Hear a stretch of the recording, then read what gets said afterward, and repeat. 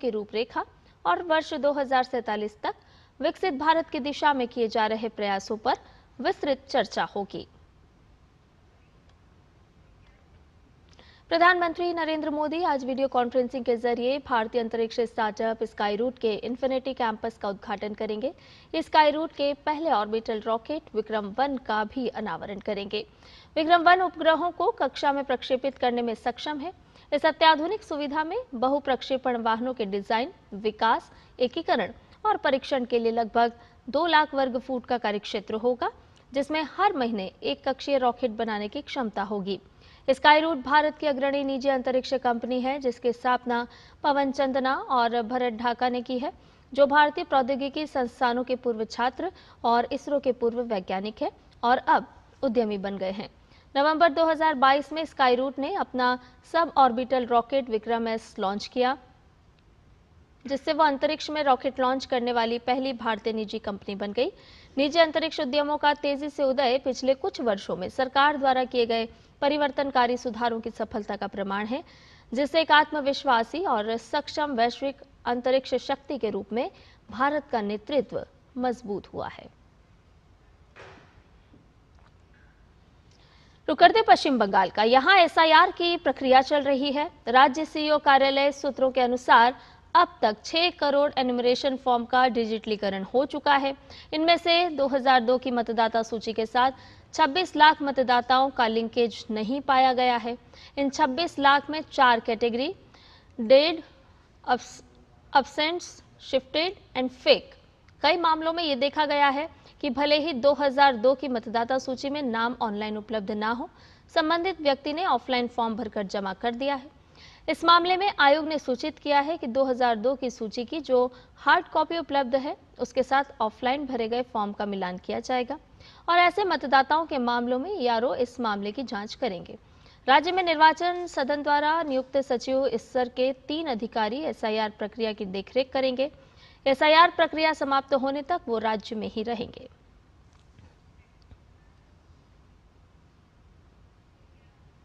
वहीं पश्चिम बंगाल विधानसभा के नेता प्रतिपक्ष शुवेंदु अधिकारी ने ममता बनर्जी के एसआईआर वाले विवादित बयान को लेकर उन्हें आड़े हाथों लिया है। उन्होंने कहा कि ममता अपने बचे खुचे हुए कैडर का हौसला बढ़ाने के लिए ऐसा कर रही हैं। शुवेंदु अधिकारी ने कहा कि राज्य में एसआईआर के बाद ममता सरकार का जाना तय है। बांग्लादेशी घुसपैठियों और फर्जी मतदाताओं को हटाने के बाद उनके चुनाव जीतने का कोई सवाल ही नहीं है। रीजनल पार्टी वो तो बहुत बार बोला है, बहुत बार यूनाइटेड इंडिया का नारा दिया। गोवा में चुनाव लड़ने लिए उनका पार्टी गया था, उसका सिक्योरिटी मनी फॉरफिट हो गया। त्रिपुरा में गया, नोटा से भी कम वोट मिला। उसका पार्टी जो आपका नेशनल स्टेटस था वो खत्म करके स्टेट हो गया। वो पार्टी का क्या है देश में? वो बचे खुचे जो अपने कैडर है, उनको जो उनका हौसला बुलंद करने के लिए तो मनोबल गिर रहा है ना। बिहार का बाद और एसआईआर का बाद इतना अच्छा माहौल बीजेपी का पक्ष में है, इसलिए कैडर को थोड़ा मोबिलाइज करने के लिए काम करना है। और ताजा अपडेट के साथ हमारे संवाददाता सौरभ दत्ता हमारे साथ जुड़ गए हैं। सौरभ, सबसे पहले तो आप पश्चिम बंगाल में जो एसआईआर की प्रक्रिया चल रही है उसकी प्रगति बताइए हमारे दर्शकों को कि किस तरह से, कितने फॉर्म हैं जिनका डिजिटलाइजेशन हो चुका है, कितने ऐसे लोग हैं जो अपात्र यानी कि जिनके नाम सूची में नहीं है या सूची से हटा दिए गए हैं, जो मृत हैं, अब्सेंट पाए गए हैं, तो किस तरह से ये जो पूरी प्रक्रिया चल रही है चुनाव आयोग की तरफ से, उसकी इस समय प्रगति कैसी है? संदर, जैसे कि आपने बताया आपने हमारे दर्शकों को 6 करोड़ डिजिटलाइजेशन हो चुका है। एन्यूमरेशन फॉर्म का डिजिटलाइजेशन 6 करोड़ हो चुका है। अब इस 6 करोड़ में से अभी तक जो सीईओ ऑफिस के सूत्र के मुताबिक हमको पता चल रहा है कि 26 लाख ऐसे एन्यूमरेशन फॉर्म्स है जो अनकलेक्टेबल है। उनको वापस नहीं लिया जा सका क्योंकि फॉर्म डिस्ट्रीब्यूट हुआ था, लेकिन उसके बाद जो उसका जो लिंकेज है वो 2002 से नहीं हो रहा है। बीएलओ जब वो फॉर्म ऑफलाइन अगर उनको मिला भी है, लेकिन जब उनको ऑनलाइन वो लिंकेज कर रहे हैं 2002 के वोटर लिस्ट के साथ अपने ऐप के जरिए, तो वो लिंकेज नहीं हो पा रहा है। तो इसी चलते एक बात आ रही है कि 2002 में 4 करोड़ 58 लाख यहाँ पे वोटर था, 4 करोड़ 58 लाख यहाँ का वोटर्स था। तो 2002 से 2025 के वोटर लिस्ट के हिसाब से इन्यूमरेशन फॉर्म डिस्ट्रीब्यूट हुआ है, वहां पे 7 करोड़ 66 लाख से भी ज्यादा वोटर है। मतलब जी। आप समझिए 2002 में जब फाइनल लिस्ट निकला तब वहां पे 4 करोड़ 58 लाख, और जब 2025 का जब फाइनल वोटर लिस्ट है वो है 7 करोड़ 66 लाख, जिसके हिसाब से वो इनोमिनेशन फॉर्म गया है। तो इतना जो बढ़त हुआ है ना 23 साल में, उसी को चलते ये डाउट था कि ये वोटर्स कौन है। तो अभी देखा जा रहा है, अभी तक का जो हिसाब आ रहा है, तो इससे दिखा जा रहा है कि इस 26 लाख में बहुत सारे मृत वोटर्स है, गैर हाजिर है जिनको घर जाके मिला नहीं, शिफ्टेड वोटर्स है, और कुछ है जो फेक वोटर्स है। ऐसा माना जा रहा है कि इन 4 कैटेगरी में आएगा। जब 9 दिसंबर का ड्राफ्ट रोल निकलेगा तब इस 4 कैटेगरी में उनको डिस्ट्रीब्यूट कर दिया जाएगा, कौन फर्जी है, कौन मृत है, कौन एब्सेंटी है और कौन शिफ्टेड है। तो उसके चलते जो ये फॉर्म आ रहा है, उसके लिए फिर भी 1950 का हेल्पलाइन है कमीशन की तरफ से, और उनका व्हाट्सएप नंबर है। अगर किसी को लगता है कि वो एनुमरेशन फॉर्म मिला है लेकिन अभी तक वो फॉर्म फिलअप नहीं कर पाए, किस लिए नहीं कर पाए अभी तक, वो जानकारी दे सकते हैं कमीशन के लिए। 9 दिसंबर हमारा नजर रहेगा इस ड्राफ्ट रोल के ऊपर कि कितना अनकलेक्टेबल या फिर अनट्रेसेबल वोटर्स आखिर में निकल आते हैं। जी सौरभ, क्या कुछ ऐसे मतदाता सामने आए हैं जिनको किसी तरह की कोई परेशानी का सामना करना पड़ रहा हो और बीएलओ उनकी मदद कर रहे हैं फॉर्म भरने से लेकर के और आगे की प्रक्रिया के लिए? जी, ऐसे बहुत सारे एग्जांपल्स हैं, ऐसे बहुत सारे एग्जांपल्स हैं जिन्होंने बीएलओ ने घर घर जाके, बुजुर्ग आदमी है या फिर कोई ऐसा आदमी है जिनको समझ में नहीं आ रहा है, गांव के या फिर शहर के, जो समझ नहीं पा रहे इस बात को, तो उनको बीएलओ एकदम जितना उनसे हो पाएगा वो हेल्प वो कर रहे हैं। ऐसा बहुत सारे वीडियोस सीओ के तरफ से वो पब्लिश किया है। हेल्पलाइन नंबर पे हम जब जाते हैं सीओ ऑफिस के दफ्तर में, हम देखते हैं कि हेल्पलाइन नंबर की जो हर बंदा है वो बिजी रहते हैं जवाबदारी करने के लिए।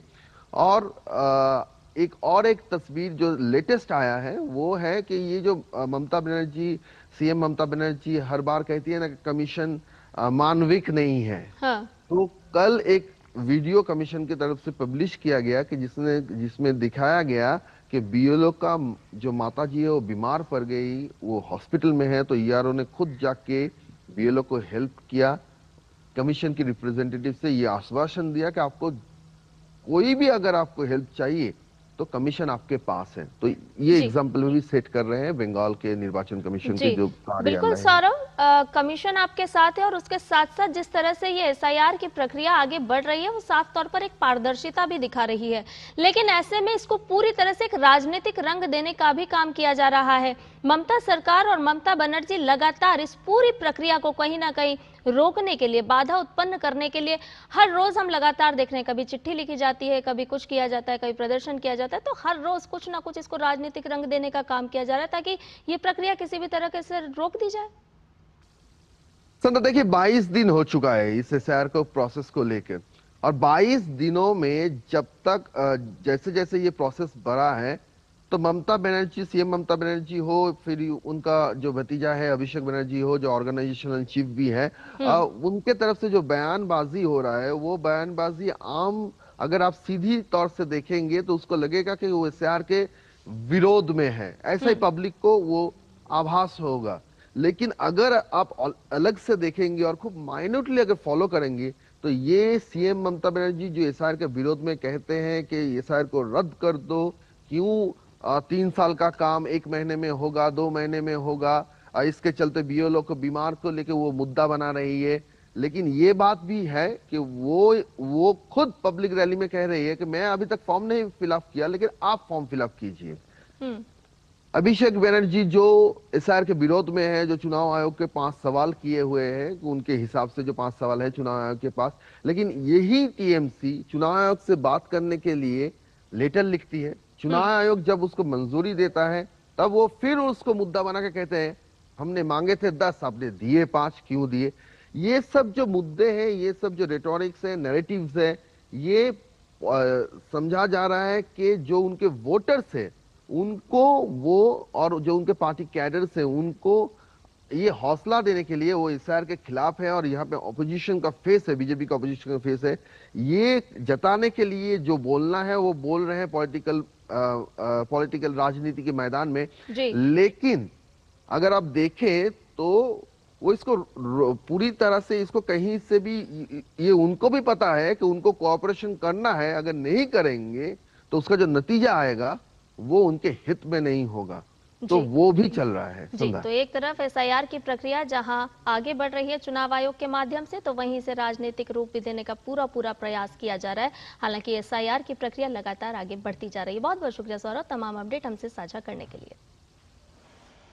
रुक करते अगली खबर का। मुंबई के 1.03 करोड़ मतदाताओं में से लगभग 10.64% यानी कि 11 लाख से अधिक मतदाताओं के नाम वोटर सूची में एक से ज्यादा बार दर्ज हैं। राज्य निर्वाचन आयोग ने जानकारी दी है। आंकड़ों से यह भी पता चला है कि डुप्लीकेट प्रविष्टियों की सबसे अधिक संख्या वाले वार्डों का प्रतिनिधित्व पहले विपक्षी पार्षदों के पास था। राज्य निर्वाचन आयोग ने आपत्तियां दर्ज करने की अंतिम तारीख 27 नवंबर से बढ़ाकर 3 दिसंबर कर दी है। महाराष्ट्र राज्य चुनाव आयोग द्वारा जारी बयान के अनुसार अंतिम मतदाता सूची 10 दिसंबर को प्रकाशित की जाएगी। हाल में जारी मसौदा मतदाता सूची में 4.33 लाख ऐसे मतदाता पाए गए हैं जिनके नाम 2 से लेकर 103 बार तक दर्ज हैं। इसके साथ ही कुल डुप्लीकेट प्रविष्टियों की संख्या बढ़कर 11,01,505 हो गई है। बुलेटिन में खबरें और भी हैं, लेकिन फिलहाल एक छोटे से ब्रेक के लिए रुक रहे हैं, जल्द हाजिर होंगे। Welcome to the world that is future ready. Swipe your world, go shopping, grab offers, you are so ready. Welcome to the world that is future ready. Bob World. Click your world, utility bills, quick payments, you are so ready. Welcome to the world that is future ready. Bob World. This isn't just banking. It's next generation digital banking designed for tomorrow. Personalized, secure, savings and much more. With Bank of Baroda, experience the same trust with smarter world at your fingertips. Your world, my world, future ready, Bob World. मेरी पसंद, मेरी पसंद, मेरी पसंद, मेरी पसंद, हमारी पसंद, हम सबकी पसंद। मजबूत देश का मजबूत सरिया हो गया स्टील। ओ हरि भैया, अरे वाह, खेतों में कौन सी फसल लगाए हो? 12 महीने कमा कर दे ऐसी फसल। क्या? मैंने नया व्यवसाय शुरू किया है। उसके लिए पैसे? इसमें किसी निवेश की जरूरत ही नहीं। अच्छा मुखिया जी। अरे मुखिया जी नमस्ते। अरे हरी, कब आ रहे हो? आप बस चलिए, मैं पहुंचता हूं। अब मैं LIC एजेंट हूं। LIC एजेंट बनो, अब बड़ा सोचो। हमारी वेबसाइट पर जाएं या अपनी नजदीकी LIC शाखा से संपर्क करें। और ब्रेक के बाद न्यूज 18 में आपका एक बार फिर से स्वागत है। खबरों में बढ़ते हैं आगे। रक्षा मंत्री राजनाथ सिंह आज नई दिल्ली में इंडोनेशिया के रक्षा मंत्री सजाफरी सजामसोउद्दीन के साथ तीसरे भारत इंडोनेशिया रक्षा मंत्रियों की बातचीत की सह अध्यक्षता करेंगे। बैठक के दौरान दोनों मंत्री क्षेत्रीय सुरक्षा और बहुपक्षीय मुद्दों पर विचारों का आदान प्रदान करेंगे और इसके साथ ही द्विपक्षीय रक्षा सहयोग को और बढ़ाने पर चर्चा करेंगे। इंडोनेशियाई रक्षा मंत्री का ये 2 दिन का दौरा भारत इंडोनेशिया रक्षा सहयोग में बढ़ती रफ्तार को दिखाता है और दोनों पक्षों की साझेदारी को और बढ़ाने की प्रतिबद्धता को दिखाता है। ये दौरा इस साल जनवरी में इंडोनेशिया के राष्ट्रपति के दौरे के बाद हो रहा है। भारत और इंडोनेशिया के बीच सभ्यता के रिश्ते हजारों साल पुराने हैं। दोनों देश समुद्री पड़ोसी हैं और कई सदियों पुराने सांस्कृतिक, सभ्यतागत और ऐतिहासिक रिश्ते साझा करते हैं। हाल के दिनों में दोनों देशों के बीच व्यापक रणनीतिक साझेदारी की खासियत है कि दोनों देशों के बीच और कई देशों में सहयोग बढ़ रहा है। इसमें अक्सर उच्च स्तरीय बातचीत भी शामिल है। इसे भारत की एक्ट ईस्ट नीति से और मजबूती मिलेगी। राष्ट्रपति द्रौपदी मुर्मू आज ओडिशा के दौरे पर रहेंगी। राष्ट्रपति भुवनेश्वर में ओडिशा विधानसभा के सदस्यों को संबोधित करेंगी। शुक्रवार को राष्ट्रपति उत्तर प्रदेश की राजधानी लखनऊ में ब्रह्मा कुमारीज के वार्षिक थीम 2025-26 विश्व एकता और भरोसे के लिए ध्यान, इसके शुभारंभ समारोह में शामिल होंगे। राष्ट्रपति लखनऊ में भारत स्काउट्स और गाइड्स के हीरक जयंती समारोह के समापन समारोह में भी शामिल होंगी और इसके 19वें राष्ट्रीय समारोह को संबोधित करेंगी। हरियाणा के कुरुक्षेत्र में 10वें अंतर्राष्ट्रीय गीता महोत्सव यानी IGM का आयोजन हुआ। सचिव दक्षिण डॉक्टर नीना मल्होत्रा ने महोत्सव के उद्घाटन सत्र को संबोधित किया। विदेश मंत्रालय ने 54 देशों में IGM के अंतर्राष्ट्रीयकरण के लिए हरियाणा सरकार के साथ भागीदारी की है। इस कार्यक्रम में गीता पर कई प्लेनरी सत्र और गोलमेज प्रवचनों में 20 विदेशी गीता विद्वानों ने भी भाग लिया।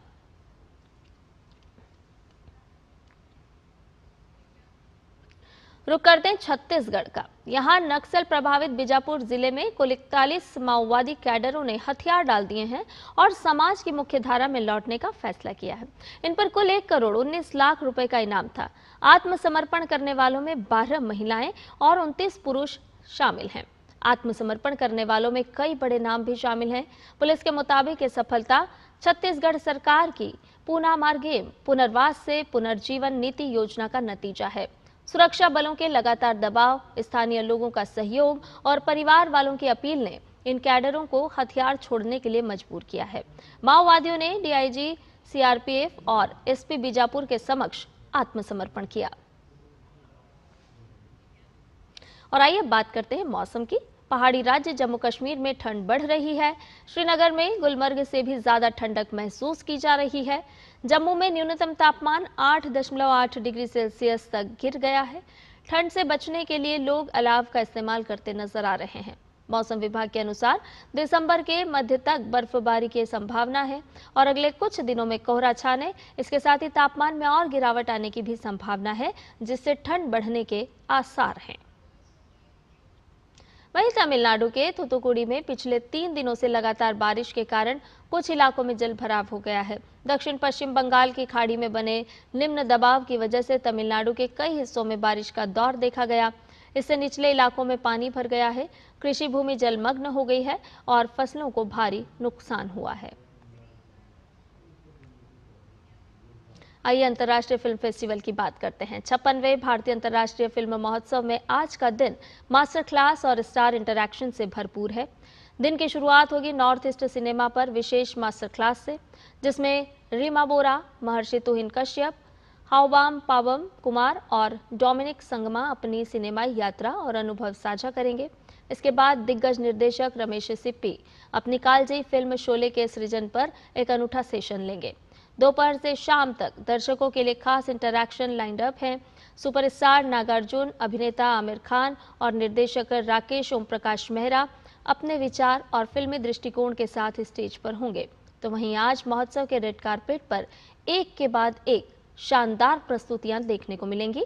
सबसे पहले अमेरिकी psychological thriller the stamping madness अपना भव्य वर्ल्ड प्रीमियर करेगी, जहां एक्टर सूरज शर्मा, ज़ेनोबिया श्रॉफ और जेनिफर अपनी उपस्थिति से शाम को खास बनाएंगे।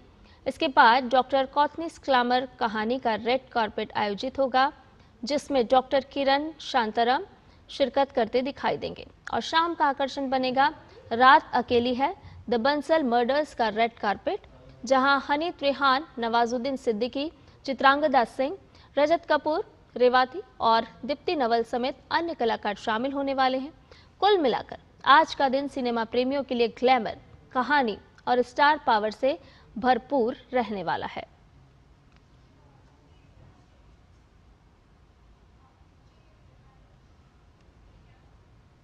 रुक करते हैं अंतर्राष्ट्रीय खबर का, जहां हांगकांग में कई दशकों वाली सबसे खतरनाक आग लगने की खबर सामने आई है। यह आग ताइपो जिले के एक ऊंचे हाउसिंग कॉम्प्लेक्स में लगी है, जिसमें अब तक कम से कम 44 लोगों की मौत हो चुकी है और वहीं 279 लोग अब भी लापता बताए जा रहे हैं। मृतकों की संख्या बढ़ सकती है। आग कल दोपहर को एक 32 मंजिला बिल्डिंग के बाहरी मचान पर लगी, जिसका रेनोवेशन चल रहा था। आग इतनी भयंकर थी कि तेजी से कॉम्प्लेक्स के 8 में से 7 टावरों में फैल गई। हादसे के बाद 900 से अधिक लोगों को सुरक्षित स्थानों पर ले जाया गया और हजारों को अस्थायी कैंपों में शिफ्ट किया गया है। आग पर काबू पाने के लिए युद्ध स्तर पर प्रयास जारी हैं। अधिकारियों ने बताया कि परिसर के 4 ब्लॉकों में आग पर काबू पा लिया गया है। अमेरिका में एक बार फिर गोलीबारी का मामला सामने आया है। राजधानी वॉशिंगटन में व्हाइट हाउस के पास हुई फायरिंग में नेशनल गार्ड के 2 सदस्यों को गोली लग गई, जिनकी हालत गंभीर है।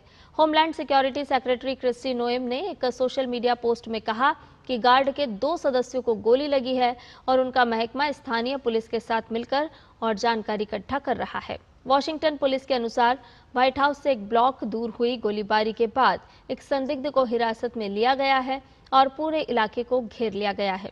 वहीं इस पर पेंटागन प्रमुख पीट हेग्सेथ ने कहा कि राष्ट्रपति डोनाल्ड ट्रंप ने वॉशिंगटन डीसी में 500 अतिरिक्त सैनिकों की तैनाती का अनुरोध किया है। उन्होंने कहा कि शहर में नेशनल गार्ड के 2 सदस्यों को गोली मारे जाने के बाद ये कदम उठाया गया है। इस मामले को लेकर अमेरिका के राष्ट्रपति डोनाल्ड ट्रंप ने एक वीडियो मैसेज भी जारी किया है। उन्होंने कहा कि जिसने 2 नेशनल गार्ड्समैन पर गोली चलाई उसे कड़ी सजा मिलेगी।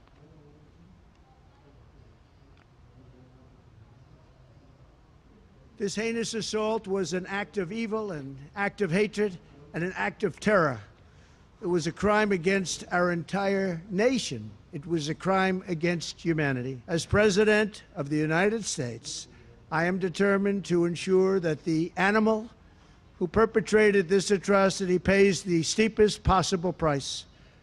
I can report tonight that based on the best available information, the Department of Homeland Security is confident that the suspect in custody is a foreigner who entered our country from Afghanistan, a hellhole on earth. He was flown in by the Biden administration in September 2021. We will bring the perpetrator of this barbaric attack to swift and certain justice. रुक करते खेल की खबरों का। महिला premiere league के आगामी सत्र से पहले आज नई दिल्ली में खिलाड़ियों का मेगा ऑक्शन आयोजित किया जाएगा। 5 टीमें अधिकतम 73 स्थानों को भरने की कोशिश करेंगी, जिनमें 50 भारतीय और 23 विदेशी खिलाड़ी शामिल होंगे। कम से कम 15 और अधिकतम 18 खिलाड़ी टीम में शामिल किए जा सकते हैं। भारत के विश्व कप विजेता स्टार दीप्ति शर्मा, क्रांति गौड़ और श्रीचरणी को WPL की पहली मेगा नीलामी में बड़ी राशि मिलने की उम्मीद की जा रही है, जबकि विदेशी दिग्गज लोरा वॉल्वर्ट और सोफी एक्सलेस पर भी बड़ी बोली लगने की संभावना है। 194 भारतीय खिलाड़ी नीलामी का हिस्सा होंगी। इनमें 52 कैप्ड और 142 अनकैप्ड खिलाड़ी शामिल हैं। दूसरी ओर 66 विदेशी कैप्ड और 17 विदेशी अनकैप्ड खिलाड़ियों ने भी अपना नाम दर्ज कराया है। भारतीय खिलाड़ियों के लिए कुल 50 स्लॉट, जबकि विदेशी खिलाड़ियों के लिए 23 स्लॉट निर्धारित किए गए हैं। न्यूज़ 18 में फिलहाल के लिए इतना ही। मुझे दीजिए इजाजत। नमस्कार।